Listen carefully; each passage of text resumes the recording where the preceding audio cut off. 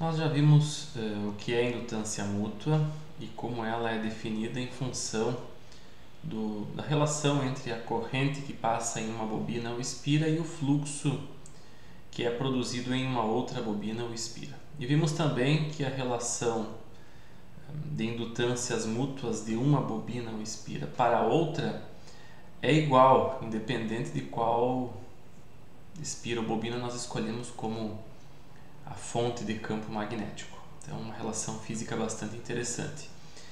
Nesse caso, nesse exemplo, nós vamos ver o que é, como é calculada a indutância mútua de duas espiras concêntricas colocadas no mesmo plano. Então, para facilitar, vamos considerar N1 e N2 iguais a 1.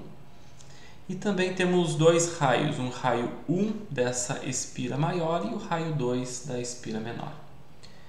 Como é calculada a indutância mútua? Vamos começar pelo caso mais difícil. Como seria complicado se utilizássemos, por exemplo, a espira 2 percorrida por uma corrente I2 para calcularmos o fluxo que passa através da espira 1. Por quê? Porque se considerássemos a espira 2 como fonte de campo magnético, uma parte das linhas de campo magnético que passaria aqui por dentro da espira 2 retornaria por dentro da espira 1, resultando em um fluxo líquido nulo. Então, nos interessaria somente a parcela de campo magnético que passa por dentro da espira 2 e que passaria aqui por fora da espira 1. Esse seria um cálculo bastante difícil, bem complicado. Então, a solução mais fácil nesse caso é considerarmos a espira 1 como a fonte de campo magnético e calculando então qual o fluxo que passa através da espira 2, nós temos condições então de determinar qual é a indutância mútua. Então, a indutância mútua M, ela pode ser calculada de duas maneiras, né? Tanto a M2 devido à corrente 1, que é N2, fluxo que passa em 2 devido à corrente I1 sobre a corrente I1, ou também isso é igual a M12, que é igual a N1, fluxo em 1 devido à corrente I2 dividido por I2. Vamos considerar o caso mais simples. Nesse caso, vamos utilizar a primeira expressão. A primeira expressão, então, não tem problema, porque todo o campo magnético na espira 1 é orientado aqui de baixo para cima, nessa região interna, quando a corrente circula nesse sentido, então fica mais fácil de calcularmos. Então, vamos lá. Primeiro, precisamos calcular quem é o fluxo 2 devido à corrente 1. De que forma nós calculamos o fluxo que passa através dessa espira 2? Primeiro, precisamos calcular quem é o B1 produzido pela corrente I1. Então, primeiro nós precisamos calcular o campo magnético no centro ou nessa região interna à espira 2. O campo B1 no centro é dado por o quê? Mi, permeabilidade magnética do meio. Se estivermos aqui no espaço livre ou no ar, pode ser Mi0. Eu vou deixar Mi para ficar mais genérico. Corrente sobre corrente I1 sobre 2 e o raio 1 no caso, o raio maior. Então esse é o campo magnético, densidade de fluxo magnético em Tesla no centro.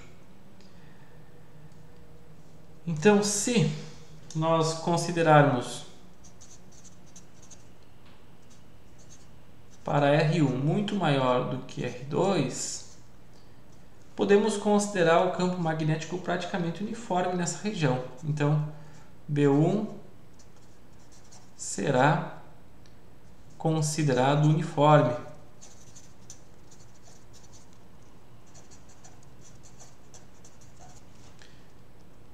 no centro ou na região em 2. Então, se nós considerarmos esse raio 1 muito maior do que R2, nós temos uma situação onde podemos simplificar essa análise, considerando então o campo uniforme em toda essa região interna.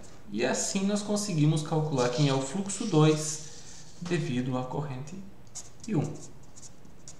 Então assim, fluxo 2 devido à corrente I1 é B1 escalar ds2.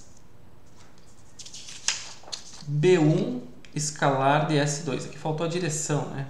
Se formos colocar a direção AZ. Então, B1 ds2 resulta no quê?